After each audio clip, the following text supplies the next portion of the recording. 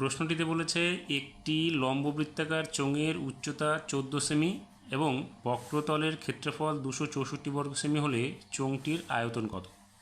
দেখো এখানে যদি আমরা ধরে নিই যে ধরি চোঙটির ব্যাসার্ধ সমান চিহ্ন আর সেমি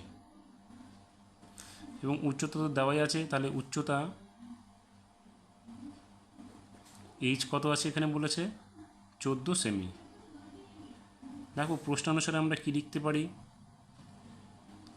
প্রশ্নানুসারে আমরা লিখতে পারি, দেখো এখানে কি বলেছে বক্রতলের ক্ষেত্রফল অর্থাৎ 2 পাই আর এইচ। বক্রতলের সূত্র কি 2 পাই আর এইচ চোঙের ক্ষেত্রে, তাহলে আমরা এখানে লিখতে পারি 2 ইন্টু পাই, পাই বলতে কত 22/7 ইন্টু আর, আর বলতে আরটায় রেখে দিচ্ছি ইন্টু এইচ, এইচ বলতে কত 14 সমান চিহ্ন কত আছে 264, তাহলে এখানে আমরা লিখব 264 বা আর এর মানটা তখন কী হবে, এখানে 7 দিয়ে এটাকে কেটে দাও 2 হবে, তাহলে এখানে কি হলো আর এর মানটা হচ্ছে 264/2 গুণ 22 গুণ 2, তাহলে 2 গুণ 22 গুণ 2।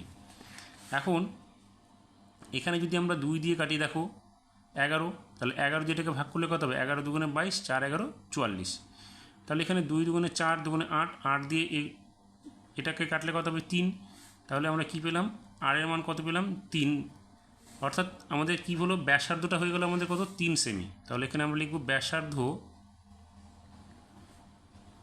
সমান চিহ্ন হচ্ছে 3 সেমি।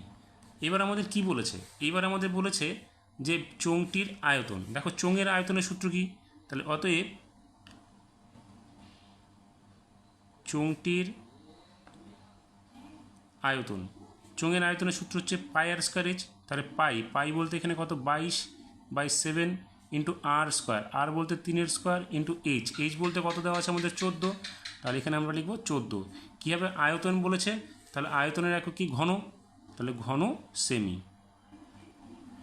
তাহলে এইবার কাটো দেখো 22/7 ইন্টু এখানে 3 স্কোয়ার করলে 9 ইন্টু এখানে 14 ঘন সেমি, 7 দিয়ে এটাকে কাটলে কত হবে 2, এবার 22-এর সঙ্গে 2 গুণ করলে কত হবে 44, 44কে 9 দিয়ে গুণ করো 4 নং 36, হাতে থাকবে 3, 4 নং 36 আর 3-এ 39, তাহলে কত হলো 39 ঘন সেমি। এই হয়ে গেল আমাদের চোঙের আয়তন।